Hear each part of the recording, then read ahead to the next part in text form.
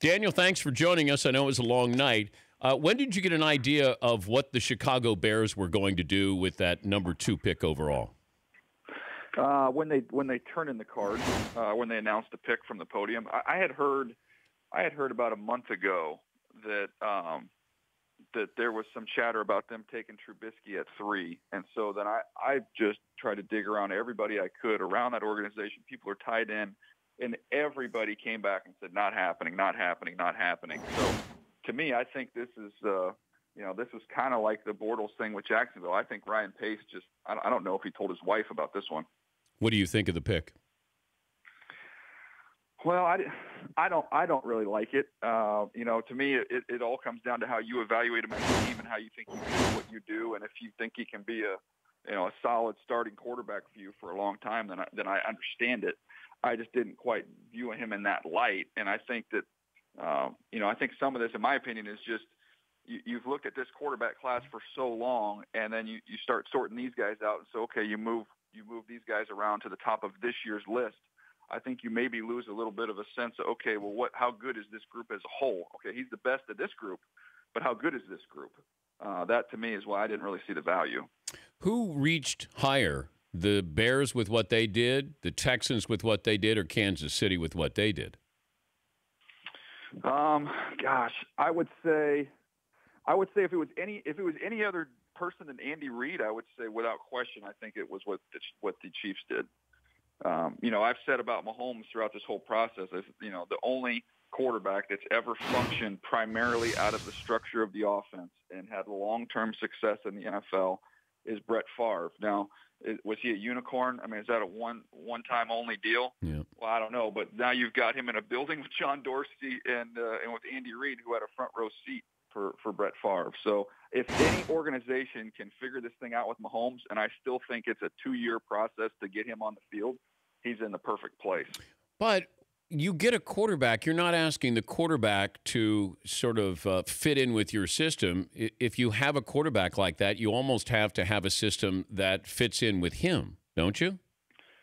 Yeah, but I think, people talk about Andy Reid, and they've said, how is this going to fit, with Alex Smith? Alex Smith, really, truthfully, could not be any more polar opposite than Pat Mahomes. Yeah. I mean, they are exact opposites with the way they play the game. But I was with Coach Reid in Philadelphia when we had Michael Vick, who had a lot of success doing stuff outside of the offense. So he knows. Coach Reid's a pretty smart dude now. He knows how to adapt to what he has. And I think when I look at this situation, I think when you look at the postseason, Dan, quarterbacks, people have debated about Joe Flacco forever, right? That's that tired old argument. Well, you don't have to be quote-unquote elite for 16 weeks.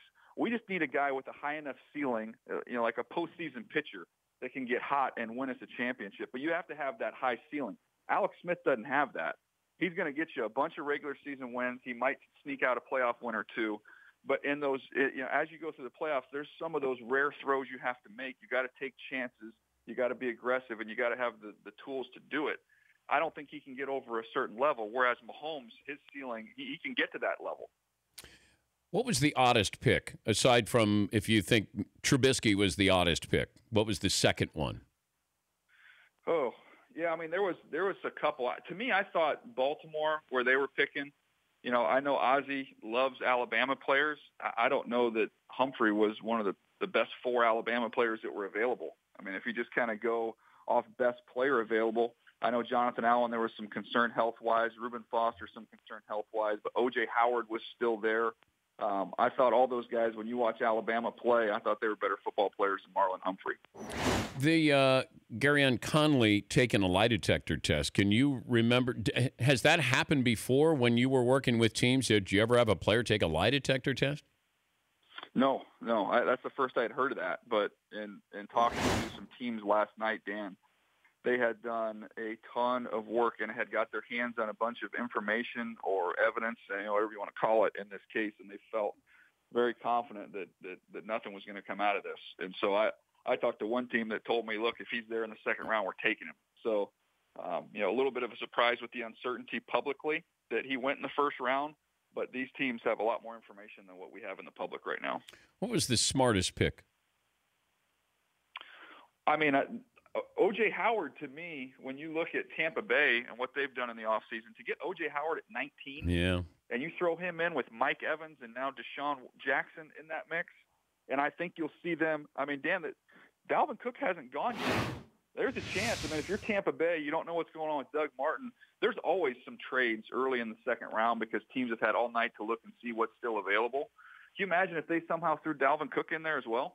But I don't understand this, though, Daniel. If Dalvin Cook has character issues as a first-rounder, potential first-rounder, he still has character issues as a second or third-rounder here, Daniel. No, that's not the way it works, Dan. It's not. It doesn't. We are it's a forgiving society. I can tell you, this is God's honest truth. I've been talking to a couple teams throughout the whole process about Dalvin Cook, and one of them said, no, you can't take this guy in the first round. I mean, this, rattling off the list of stuff. Rattling it off. And then all of a sudden, what if he's there in the second? Of course. Who will be the rookie of the year out of this, offensively and defensively?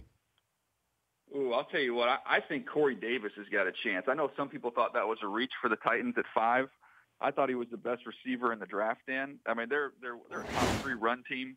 So he's going to get nothing but single coverage. I think Mariota and him are going to be a nice connection there. I think he could be the offensive rookie of the year. And, for the Jets, I kind of killed the Jets on air last night. I said they got the worst roster in the NFL, but I got to give it to them. I thought Leonard Williams was the best defensive player in that draft. It fell in their lap a couple years ago.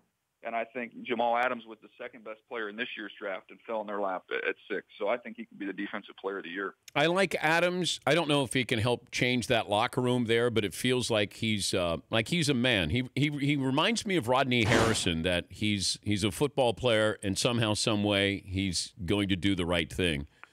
But yeah, he's you feel like, it sounds corny, Dan, but you feel the guy when he comes in the room, like he's got a real presence about him.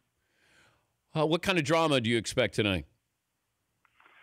Well, I mean, I think you've got some offensive linemen when you talk about Forrest Lamp and Cam Robinson, and it's not a deep offensive line group. So I think you could see some trades here at the top of the round. Maybe somebody could come up and get them. And I think we're going to see Kaiser and Webb go off the board here pretty quick, and I'm fascinated to find out who those teams are going to be. Did the Browns stay with their strategy, and was it a smart strategy? This is what I've been advocating for them to do all along. I was even just saying, hey, just stay right where you are at 1-12. Don't even reach for a quarterback. Just take and 33 where their other pick was, and just get 3 good players. I mean, your roster is not very good. Just start filling in holes with dudes. And I thought they did that. And Njoku, he was my 12th player, Dan. They got him at the bottom of the first round. He's got a chance to be a special tight end, and Garrett's a freak. And then, Peppers, you can be creative, and Greg Williams will cut him loose. Have fun tonight, Daniel. It was a great watch last night with you guys. Thank you. Appreciate it, Dan. The Dan Patrick Show, weekday mornings on Audience.